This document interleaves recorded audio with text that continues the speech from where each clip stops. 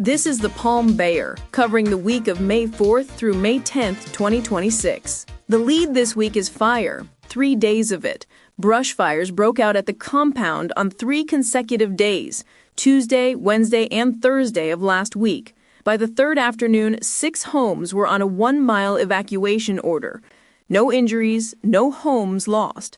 By Friday morning, the Florida Forest Service had pre-positioned bulldozers on the property, expecting more. The compound is the same Southwest Palm Bay tract residents have heard about for years, roughly 2,800 acres, with about 200 miles of legacy roadway laid down by General Development Corporation in the 1980s and stranded when the company filed bankruptcy in 1991. Most of it has sat undeveloped ever since. The Tuesday fire opened the week. Crews responded to a 75-acre burn just after 7 that evening. Within 2 hours, it had grown to more than 130 acres. By 11 that night, it was contained. Palm Bay Fire Rescue, the Florida Forest Service, and the Brevard County Sheriff's helicopter all worked the scene. The pattern is what stood out.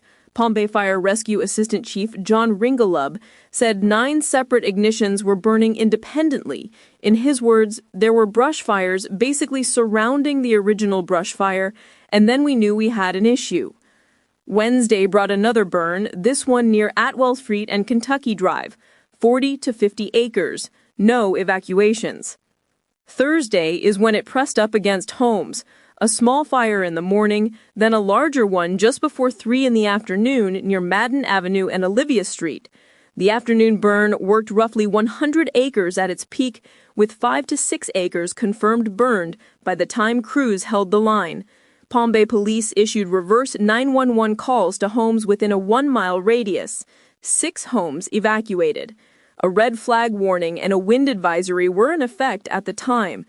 By evening, residents were back home. No injuries. Ringelub told Spectrum News 13 the pace was the problem. We're definitely in a trend right now, and it's concerning, especially with us coming out here day after day after day. Friday brought another fire. Florida Forest Service spokesperson Cliff Frazier said the agency was concerned conditions could escalate to 1998-level catastrophic wildfires, one of the worst seasons on Florida's books. Rich Aronovich, who flies remote-controlled aircraft on the property, gave the only civilian voice. No one seems to know what the source of the fires are. Now to the road. The Florida Department of Transportation is closing the I-95 southbound off-ramp at Malabar Road 3 nights running, Wednesday, May 6th, Thursday, May 7th, and Friday, May 8th. Each night from 9 in the evening until 5 in the morning. Detour north to exit 176 and back down through Minton. Plan accordingly if you commute that corridor. 2 city meetings worth your attention this week. The Planning and Zoning Board meets Wednesday, May 6th. The regular council meeting is Thursday, May 7th. Previews for both are already published on thepalmbayer.com. On the growth side, the demolition permit is in for the old Winn-Dixie box at 190 Malabar Road Southwest. The site is one of 7 Central Florida Winn-Dixies that Aldi is converting. No opening date is on the public record yet.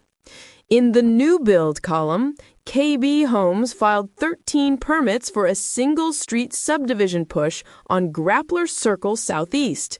Ryan Homes and Miranda Homes filed a combined 29 permits in the Madras, Bathory, and Nilgiri corridor up in the northwest.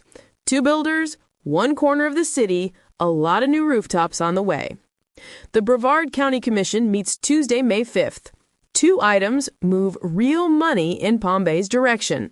The first is the local option gas tax, the county's restricted use transportation revenue. For the next fiscal year, Palm Bay's share certifies at about $5.3 million, the largest allocation of any city in Brevard County, about 19.6% of the entire county-wide pool. The second is educational impact fees. $3.5 million goes to a Bayside High School classroom addition. Palm Bay's residential growth has paid more into the South Benefit District than any other jurisdiction. To date, Palm Bay has contributed $77.7 million in impact fees. Palm Bay rooftops paying for Palm Bay classroom seats. One more for the calendar. This Saturday, the National Association of Letter Carriers runs its annual Stamp Out Hunger food drive on Saturday, May 9th. Leave a bag of non-perishables next to your mailbox before your carrier arrives. Your carrier picks it up on the regular delivery route, and the donations stay in the local community through neighborhood food pantries.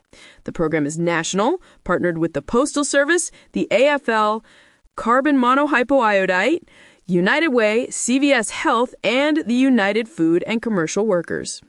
Coming up next week, the YMCA Youth Basketball Skills Clinic starts Monday, May 11th at Ted Whitlock Community Center on Championship Circle. 4 sessions through May 23rd for ages 5 to 12. $100 for the full series. Registration closes Sunday, May 10th. Read the full digest and source documents at thepalmbear.com.